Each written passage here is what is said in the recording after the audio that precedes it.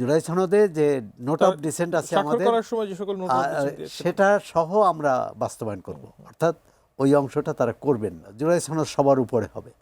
তো সবটা এক ধরনের গোজামিল দেওয়ার চেষ্টা হয়েছে। যে বিএনপি সরকারকে সংবিধান সংস্কার পরিষদ অধিবেশন মানে ডাকার জন্য দাবি জানিয়েছে 11 দলীয় ঐক্য। আপনি জানেন আজকে একটা প্রেস ব্রিফিংয়ে তারা জানিয়েছে, বলছেন যে আগামীকাল যেহেতু সরকারের 30 দিন পূর্ণ হবে, কালকের মধ্যে এটা না ডাকলে তারা রাজপথে আন্দোলনে যাবেন।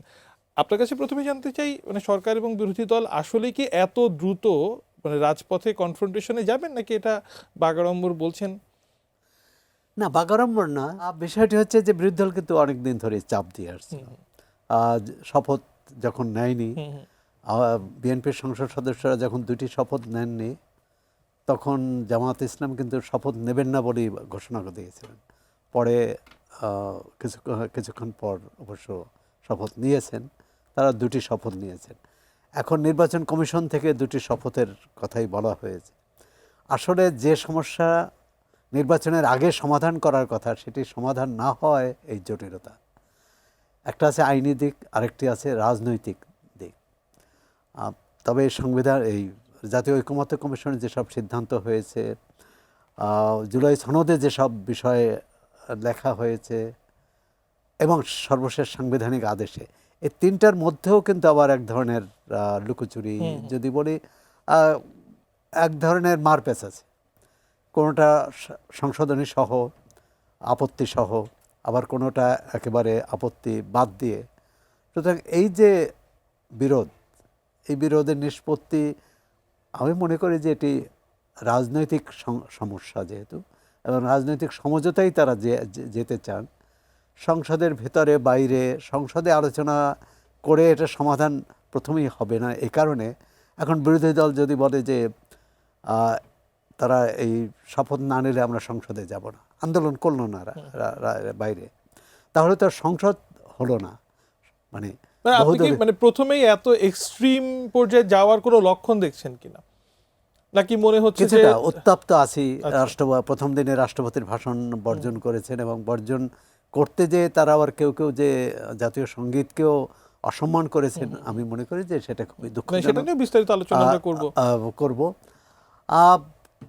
এখন 2 দলের, যেমন আওয়ামী লীগ যখন আওয়ামী লীগ ক্ষমতায় ছিল, বিএনপি বিরোধী দলে, তা আমরা কত বলেছি যে একটা যে কোনো সুষ্ঠু, অবাধ এবং গ্রহণযোগ্য নির্বাচন করতে হলে একটা জায়গায় পৌঁছতে হবে।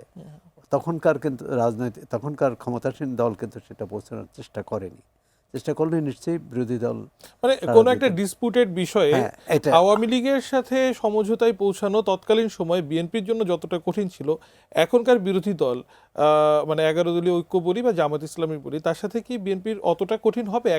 একটা সময় তো এই দল একই সাথে রাজনীতি করেছে। কঠিনটা কিন্তু বিএনপির না, কঠিনটা ছিল ক্ষমতা, উদ্যোগটা নেওয়ার কথা ক্ষমতাসীনদের, তখন আওয়ামী লীগের।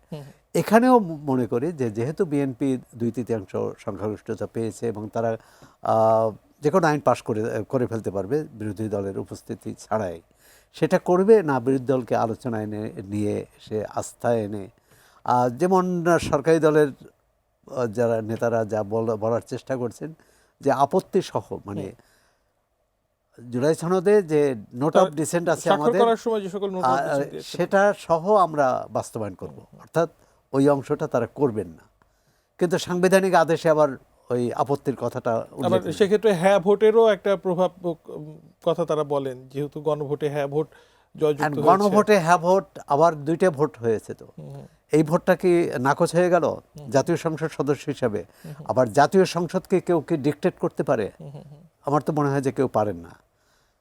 আবার ওখানে আছে যে জাতীয় জুলাই সনদ সবার উপরে হবে। তো সবটা এক ধরনের গোজামিল দেওয়ার চেষ্টা হয়েছে।